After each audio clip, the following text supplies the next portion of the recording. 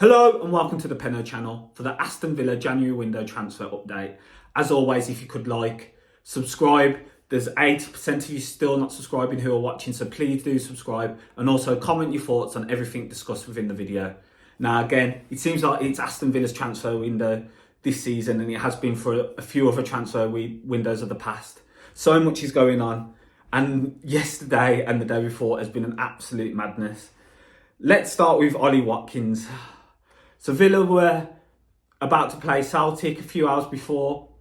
Out of nowhere, the secret scout tweeted about Ollie Watkins and Arsenal submitting a £60 million bid for the striker. He also stated that Ollie Watkins was up for the move. His representatives were, considering it, and personal terms wouldn't be an option. Once that was tweeted, there was various other sources, credible sources, that tweeted that Arsenal had submitted a bid for 60 million for Ollie Watkins. Now, we know what's happening with Jhon Duran, and we'll get onto that later in the video. But Arsenal are cheeky, man. It's a cheeky bid. It really is. The timing of it as well. Just before Villa are about to play Celtic to potentially get into the top 8. Thankfully, as a Villa fan, Villa did get in the top 8 and secured, their passage to the round of 16. But what timing is this? Now, there could have been discussions before that, but obviously the story broke literally at like 5 o'clock, 3 hours before Villa were meant to kick off and play against Celtic. So the timing was horrendous. It's come out the Villa officials are fuming at the timing of the Arsenal bid, which is understandable. But it hasn't stated that Villa are fuming at the actual bid. They've just stated that they're fuming at the timing of it. Is there something in this, in Ollie Watkins leaving Aston Villa? Now, with what's happening with Jhon Duran, and I'll get onto that, it'd be mad if Villa sell 2 strikers in a January window with the amount of time left. Arsenal have left this bid till the last few days of the window, which is the timing shocking.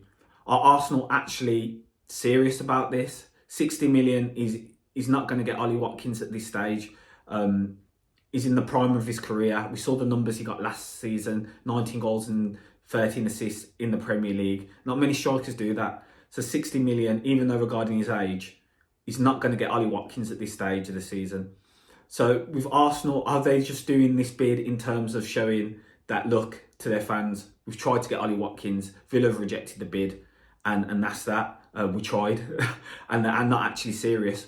Or, and some reports are suggesting, are Arsenal going to come in with a second bid and really test Villa's resolve here? Ollie Watkins is 29 years old, which is a big factor. He still has a few good years left in him for sure, 100%. And he is right at his peak right now.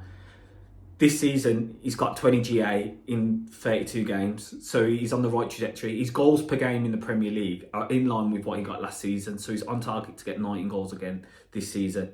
15 GA in 23 games in the Premier League. 4 GA in 8 games in the Champions League. This is a serious player.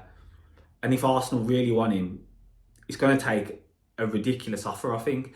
I think Unai Emery and Aston Villa, Monchi, etc. are going to have a firm stance on this one because of the timing of it. It doesn't give Villa any opportunity to go and sign another player, another striker. And with the talk around Jhon Duran, Villa will be left in absolute limbo with no striker available if they were to accept. So I don't think it happens this window. Will it happen in the summer? Who knows? Another thing regarding this, as a Villa fan, is this the right time to sell Ollie Watkins? Is this the peak of his value? Especially if Arsenal come in with a second big, say it's around 75 to 80 million pounds. Is it time to accept? No, the scenario with Jhon Duran is an obvious, where we'd be left with one striker, and then if Watkins to go, no strikers. But is this the prime value of Ollie Watkins? And that's a question Villa will be considering for sure. Would they get any more money for him at this moment in time, and can they reinvest? But I think it's too soon. I think it's too soon to the end of the window, and Arsenal have blown it, really. If they were serious, let me stress, are Arsenal actually serious about this, or they're just trying to appease their fans? So yeah, that coming out at that time was shocking. I couldn't believe it. When I saw it. And yeah, Arsenal, do better, man. Do better. Going on, we'll go on to the next striker, Jhon Duran, who didn't feature last night, was on the bench, doing up a madness on the bench as always. His character's amazing because we see a lot with Jhon Duran. He plays with, the mascots before games. He kicks a ball around with them. Supposedly he gave loads of gifts out to the staff in the tunnel at the end of the game. And that aligns to the fact that Jhon Duran looks like he will be going to Al Nassr for an initial fee of 77 million euros, which could potentially rise to 90 million euros with add-ons. So it looks like Jhon Duran's off, man. And I'm gutted with that one because 21 years old, just under 21 as well, in December. So much talent, so much ability. And he's gone to the Saudi League, which as a Villa fan, if he's not going, the next best thing is for him to go as far away as possible. I don't want to see him playing for a competitor in the Premier League. I don't want to see him playing in Europe, to be honest. Go to Saudi, where you're out of sight. Same with Ivan Toney. You don't hear much about Ivan Toney now. Go away and play your football there. One thing and one reason why I feel like Villa are accepting this bid in terms of the value of it, because I feel like Duran is worth more than that and will go on to be worth more than that, and his value is only going to appreciate. But obviously he's not playing, he's not starting, even though he was starting before he got his red card against Newcastle. One thing that I feel like is the reason for Villa accepting this is that the money from Saudi clubs is usually upfront. The majority of the fees paid upfront. With other clubs around Europe, there'll be some form of payment structure whereby, say for instance, 60 million, they'll pay 10 million over 6 years. With Saudi, the majority of the fee will be paid upfront because they have the ability to do that. So I think that may be one reason Villa looking to get the money upfront rather than a payment structure where it will be potentially more money from a club in Europe, but you'd have to wait so many years to receive that fee. So that's one reason. For Jhon Duran, look, he's a player who's ambitious, who wants to play. I think with Jhon Duran is, if he was the starting striker and there was no competition, there may be less of, talks, sources reporting about the team, talking about other clubs. Jhon Duran's never been the first choice striker, even at his age, because he's ambitious. He's ambitious, and I think he's shown that he can be the first choice striker, and at any other club he would be. There's few clubs where Jhon Duran wouldn't be the first choice striker at. So I think that's a big reason in him wanting to move. You hear the noise about he's hard to work with, etc., etc. I want to talk about the footballing side of things here, because we don't know that is the case for certain. The footballing side is he wants to be the prime striker. Now, going to Al Nassr though, he gets the opportunity to play with Cristiano Ronaldo. That's a big opportunity. What he can learn from him in those 2 years, for sure.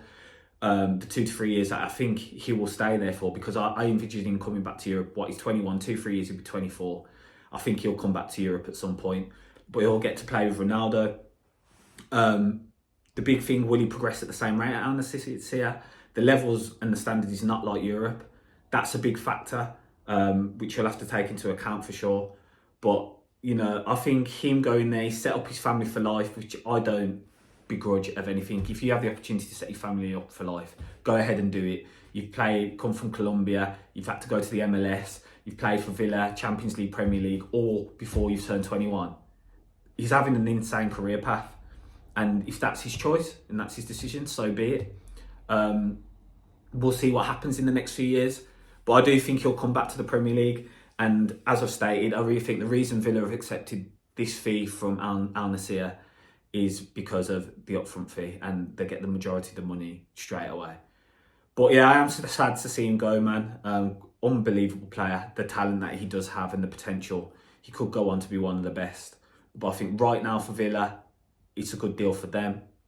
Right now for Jhon Duran, he's making the most of it because he sets his family up, and also I think he'll go on to be, the number one striker, and he'll be the poster boy for the Saudi League, because he's a prime target who's 21, in the early stages of his career, going to that league. There hasn't really been anyone like it as of yet, so he'll be the poster boy in that sense.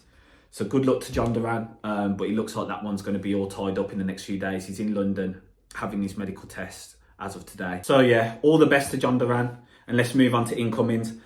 One name that's been reported this morning, hot off the press, is Mathys Tel from Bayern Munich, the 19-year-old Frenchman who's previously been compared to Kylian Mbappe and Karim Benzema because of his finishing, his pace, and the way he dribbles.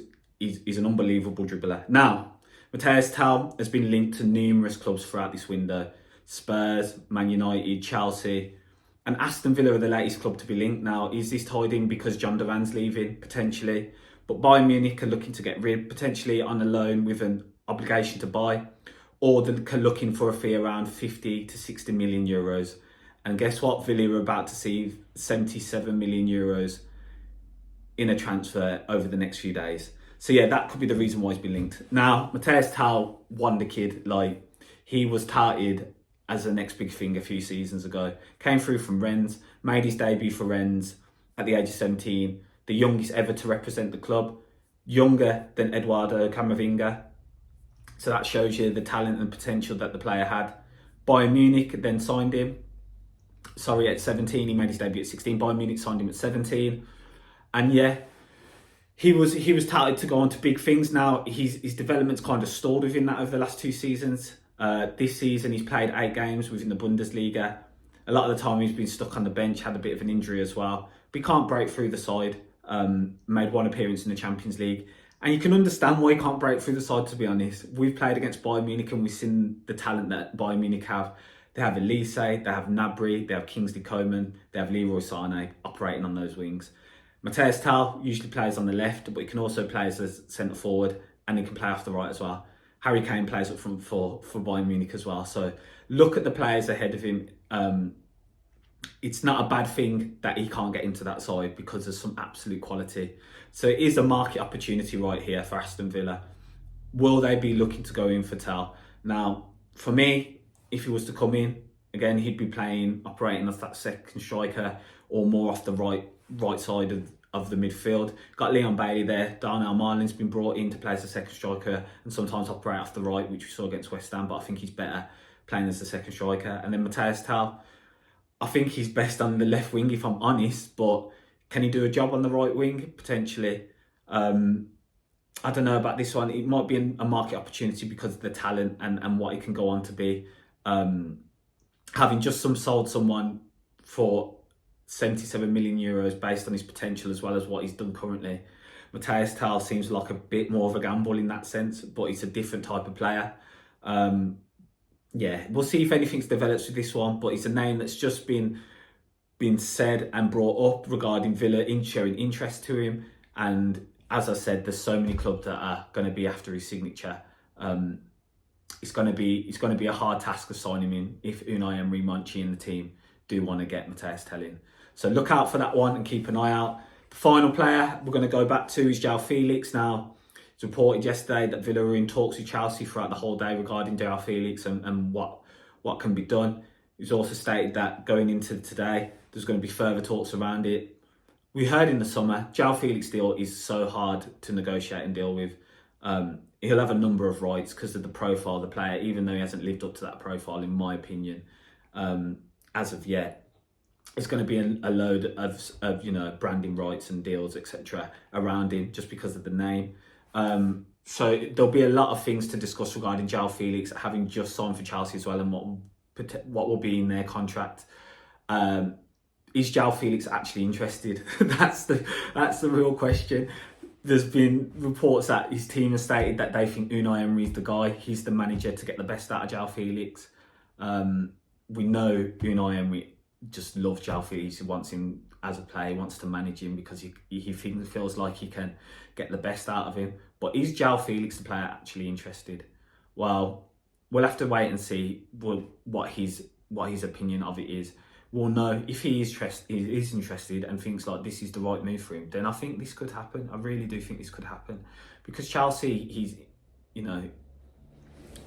not required by Enzo Maresca. He's stated that Joao Felix, for the player that he is and how good he is, there's just so many players within the squad that he's not going to get minutes and he can't guarantee him that. So for Joao Felix and to better his career and play football, it sounds like the perfect move. As a Villa fan, from how Emery talks about Joao Felix and the track record of Emery improving players, I would love to see what Unai Emery can do with Joao Felix. I would love to see it. But will it happen? Can we get around it? There's only, the deadline's the 3rd of February. There's only limited days to do this sort of deal. Can this happen? I think it might. I think it might. But yeah, let's wait and see. So as always, thank you for joining. Again, please like, please subscribe as well. And also comment your thoughts on what was discussed in this one. Ollie Watkins to Arsenal, Jhon Duran going to Al Nassr, Mathys Tel potentially to Villa, and also the Joao Felix talks continuing between Chelsea and Aston Villa. As always, up the Villa, and see you on the next video.